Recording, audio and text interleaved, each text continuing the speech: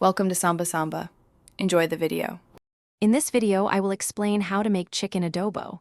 First, let's gather our essential ingredients. You'll need about 2 pounds of chicken, preferably bone-in thighs or drumsticks, for the best flavor. We'll also use half a cup each of soy sauce and white vinegar, along with plenty of fresh garlic and whole peppercorns.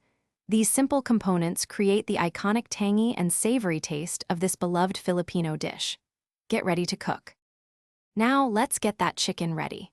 Combine your chicken pieces with the soy sauce, vinegar, minced garlic, and whole peppercorns in a bowl. Let it marinate for at least 20 minutes. Longer is even better for a richer flavor. Next, heat 1 tablespoon of oil in a skillet over medium-high heat.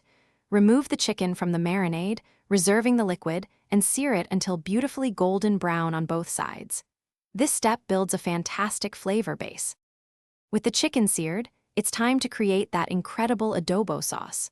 Pour the reserved marinade into the skillet, along with 1 1/2 cups of water and 2 bay leaves. Bring this mixture to a boil, then reduce the heat to a gentle simmer. Cover the pan and let it cook for 20 to 25 minutes, allowing the chicken to become tender. Finally, uncover and simmer for another 5 to 10 minutes to thicken the sauce to your liking. Your chicken adobo is now ready to enjoy. Serve it hot, ensuring each plate gets a generous spoonful of that rich, tangy, and savory sauce. This dish pairs wonderfully with steamed white rice, which is perfect for soaking up all the delicious flavors. For an extra touch, garnish with fresh scallions.